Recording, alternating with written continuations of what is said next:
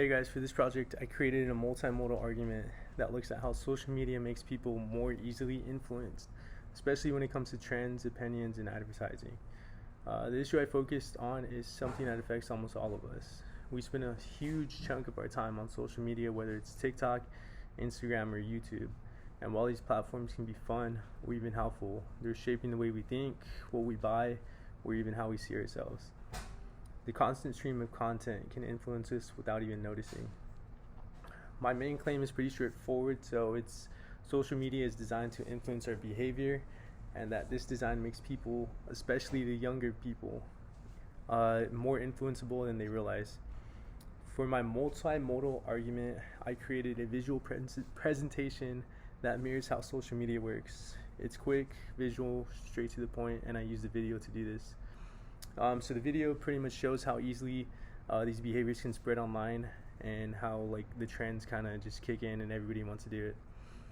It shows just enough to explain the message, but it also does a lot of the work just like they do on their social media platforms. So let's talk about the rhetorical situation. The context is our current digital world where most people, especially teens and young adults, are constantly online. So my audience is basically people like me who are part of this online culture and might not even realize how much influence is happening behind the scenes. This is a cause and effect claim. I'm saying that the way these platforms are built directly leads to people being more easily influenceable. And I support that with my example video. I also use pathos, ethos, and logos in the design. For ethos, I speak as someone who uses social media and understands it firsthand. For pathos, I included emotional and relatable visuals, like people trying to fit in or comparing themselves to others. And for logos, I brought in a real world example to show that it's not just my opinion, it's actually happening.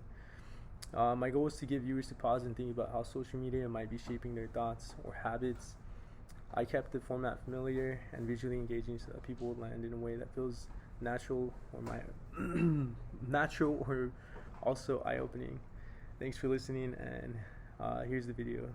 It's going to be a quick YouTube short. TikTok challenges of all time, part 2. The nail file challenge is when people started filing their front teeth to make them straight, but they might as well have been filing an application to Stupid Town. I still can't figure out why people were cooking chicken breast in NyQuil as a challenge, but apparently it started out as a joke and clearly nobody got the message. One girl licked a tub of ice cream and put it back, and then it became a thing. So ice cream companies started putting those little pieces of plastic on the containers, and people were like, oh, okay, well, stop. The Smack a Teacher challenge was probably as down bad as when people participated in the Pee Your Pants challenge. Anyone that participated in the silhouette challenge remembered when people figured out how to reverse the filters and were able to see them wearing not so many clothes. Then there was the time somebody made a video about how guys can taste soy sauce with and people were actually gullible enough to try it. These are the dumbest TikTok challenges of all.